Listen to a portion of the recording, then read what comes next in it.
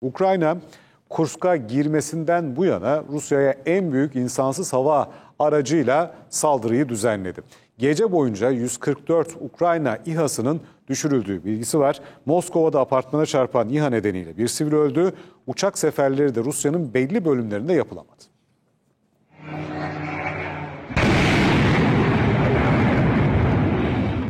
Ukrayna Rusya'yı İHA yağmuruna tuttu. Ülke genelinde birçok nokta hedef alındı.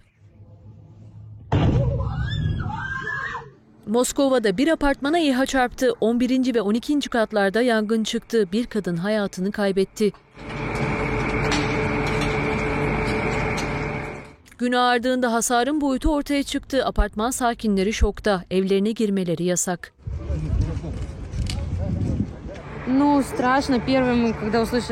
Her şey gece 2 civarında başladı. Birkaç patlama oldu. Sonra her şey sessizliğe gömüldü. 15. katta oturuyoruz. Alt katlara baktım ve yangın çıktığını gördüm.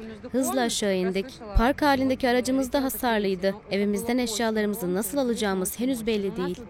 Moskova bölgesinin farklı yerlerinde 20 insansız hava aracı imha edildi. Özellikle havalimanlarının hedef alınmak istendiği açıklandı. Kentteki 4 havalimanında uçuşlar ya iptal edildi ya da ertelendi.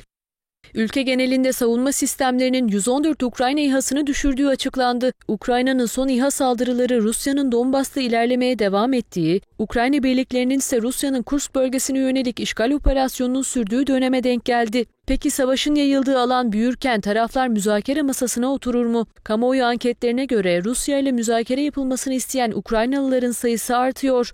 Bunda karşı taarruzun başarısız olmasının payı büyük. Ancak Zelenski yönetimi ve askerler barış görüşmelerine hala karşı. Moskova'da müzakereye istekli değil. Rusya Güvenlik Konseyi Sekreteri Sergey Shoigu, Kursk işgali sürdükçe Ukrayna ile masaya oturmalarının mümkün olmadığını söyledi. Öte yandan yeniden ABD Başkanı seçilmek isteyen Donald Trump kritik bir açıklama yaptı. Trump, petrolün varil fiyatı $40 düşerse Rusya Ukrayna'da savaşamaz dedi. Bu nedenle Trump'ın başkan seçilmesi halinde petrol piyasasına baskı yaparak Rusya'yı barışa zorlaması bekleniyor. Ancak mevcut ABD Başkanı Joe Biden'ın bu yöndeki girişimleri başarısız olmuştu.